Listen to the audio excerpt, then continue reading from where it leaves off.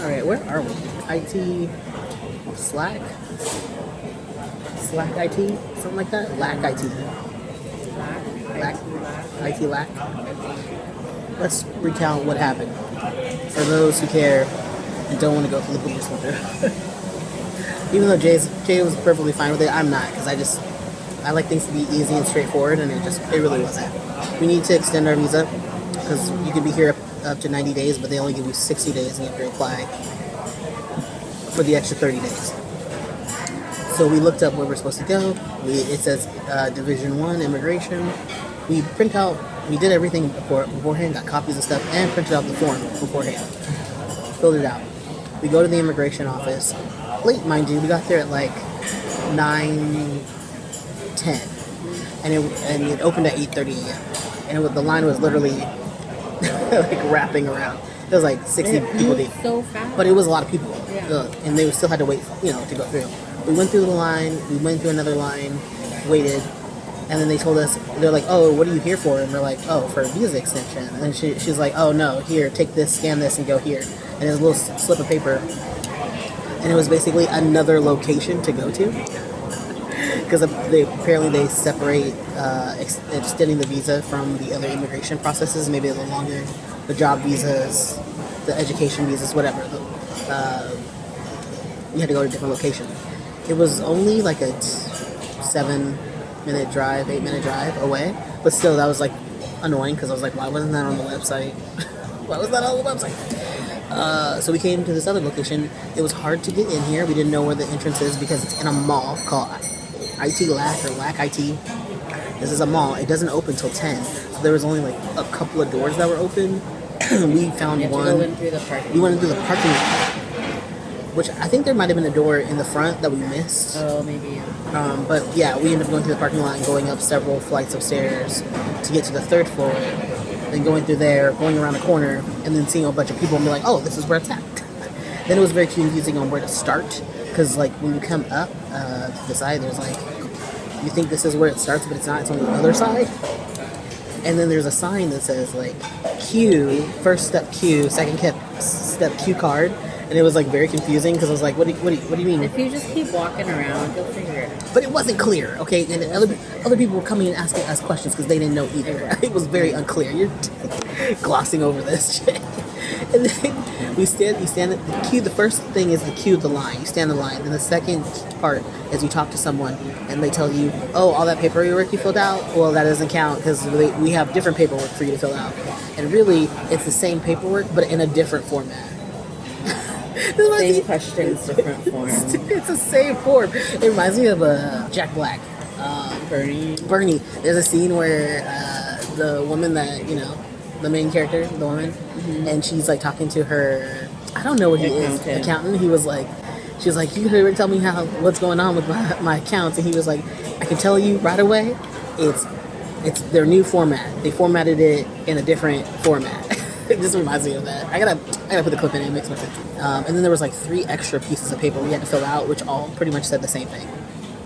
Yeah, it was just the fact that you acknowledge that if you do something wrong, then they could deport you or fine you, basically.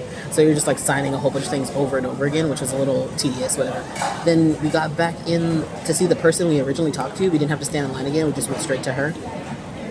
Then you sit and you wait for them to call your number. They call numbers in groups of 10s.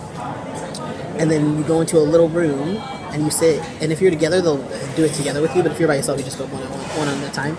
And they like go through your paperwork, stamp all the stuff, and they take your picture, with a little ball camera. And then, you pay 1,900 baht. They have change, so we were able to get change. And then they give you back the number that they gave you, and they're like, "Go wait outside." And you're like, "Okay." Take your passport. Oh, they take your passport. Sorry, they take your passport, and they're like, they give you back your number, and they're like, "Go back outside and wait." They don't tell you what you're waiting for or how long. You mean you're obviously waiting for your passport? Yeah, but you don't know what else is happening, and nothing else is being communicated. Okay, and you don't get to talk to them about anything. They don't ask you no questions. You just going through it. So then we sat and waited, not too long. It wasn't very long, maybe like 20 minutes. and our numbers were called. There was a group that went ahead of us. It was like 60 to 80, and then our group was like 80 to 100. And they called us, and they give you back your passport. They make sure it matches you and your number, which is good. And they tell you at that point, when just in front of everybody, how much you got approved for at that moment. So if you got 7 days, if you got 30 days, you'll know. You won't know until that exact moment. And then that's it. That was it. It took an hour and 15 minutes to go through it. It wasn't that bad. It was just confusing. It was just, and we were not the only ones confused. There was other people who were clearly confused and were like, "Oh, should I go here? Should I go here?" Like asking questions, and I'm like, "Oh my god!" If you just keep going, you'll figure it out. You will, but it's also like it doesn't need to be that confusing. It doesn't.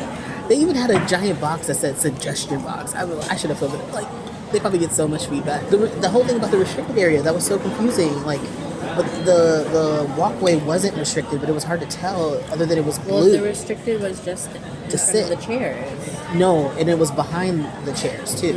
In the middle was a walkway, and then behind there was another restricted area. It was supposed to be like the waiting area for people. But the walking line in between that was not clear that you could walk through it. And I was like, wait, do we have to go all the way around? And then we should have went through the walkway, but we actually went through the restricted area, which was kind of weird. We weren't supposed to do that, but whatever. We didn't know what we were doing. No one else knew what they were doing, so it was fine. Everyone else was walking back and forth too. It doesn't matter. Yeah, but like, why have a sign that says restricted if you're not even going to enforce it was just restricted for the chairs. For the people who are getting their waiting for their visa, Yeah. their passports. But and I think so it wouldn't be crowded too. They don't want people walking back and forth, but they weren't really enforcing it. Like it was just very. It was like controlled chaos. It was fine. It was just like, it was confusing for no reason. Yeah. It was, comparing it to what we went through with Guatemala when I overstayed the visa. I think Guatemala was more confusing.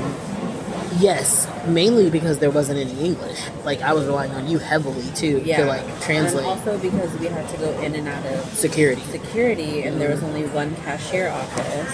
And he was clearly asleep in the back. And he was taking a nap because it was like 5 a.m. It took so long. We kept buzzing the number, buzzing the little beeper thing, get his attention. Couldn't see him at all, so I was almost certain he was sleeping in the back. But he came. He eventually came. I don't know. I've been to a lot of government offices, and I've had worse. You've had worse, yeah. And I have too. I've been to Alameda County Social Services, and that stressed me out as well. Like, it was a very unpleasant experience for me. If you have anxiety, this is not. It is very uncomfortable.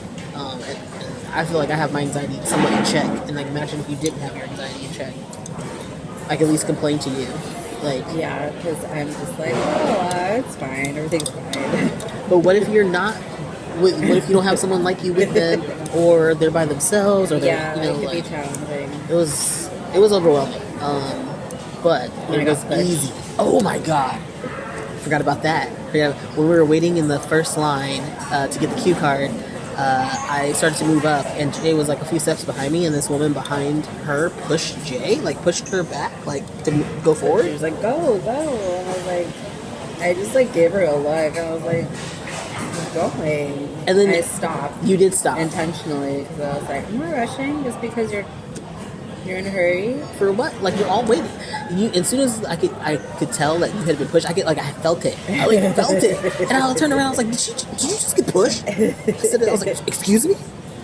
And I was like, I didn't react too much because I was like, I'm a foreigner right now. I'm trying to get my passport stamped. I'm really proud of you for not reacting. Because I wanted to. It crossed my mind, and I was like, no.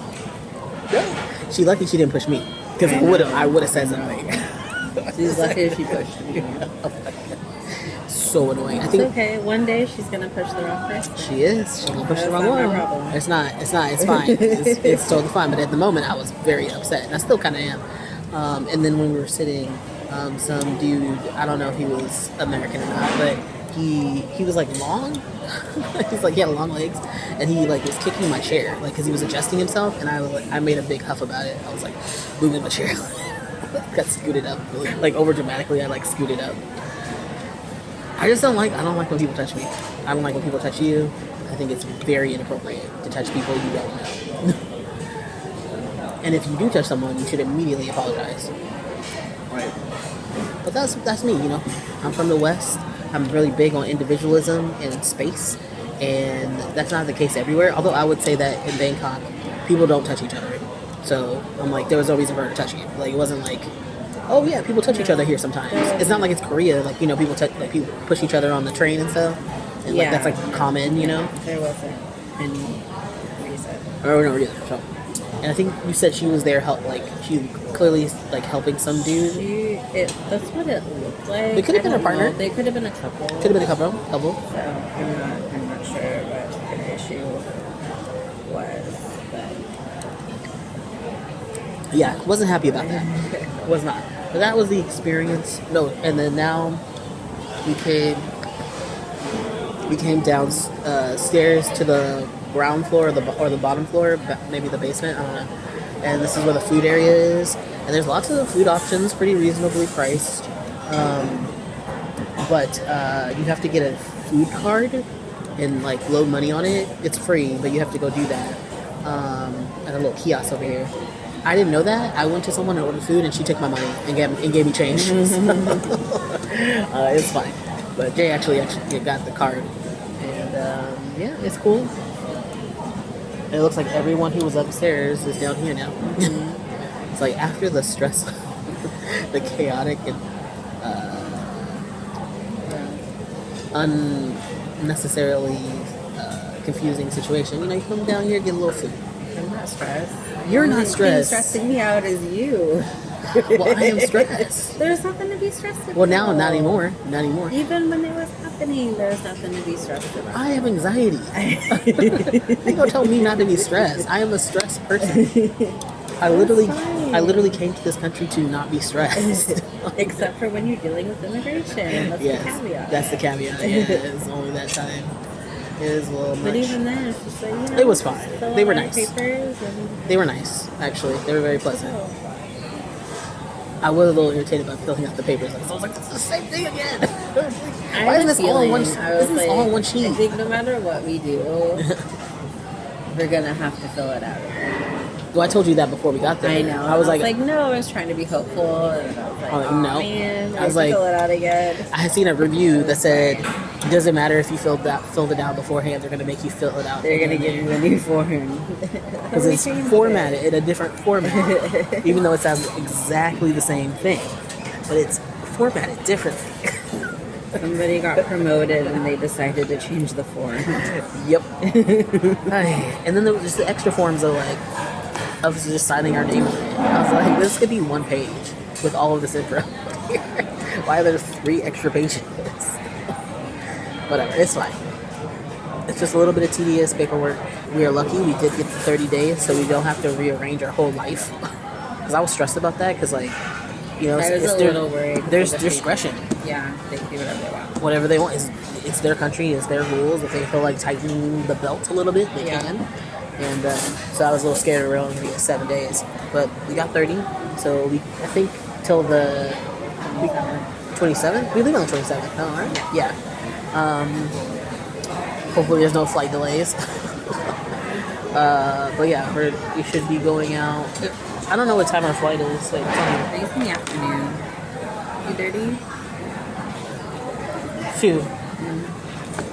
It says it's only an hour and a half flight. Yeah. Pretty fast flight. Hopefully it doesn't get bumps, because I know that Vietjet Air does bump flights if they're not full to later times. I mean, it was fine. We'll hang out at the airport for a couple hours. Sure. It's not going to be terrible. We don't have a packed itinerary that we have to, we don't. get to. And there's no layover or anything. We're lying there on flight, so it's true. It should be an easy flight. So that takes care of a lot of stuff there. So now that we know we can stay the 30 days. I thought you didn't want to drink that. I don't, but I think my coffee's spoiled. Yeah, your coffee is probably spoiled, and Jake,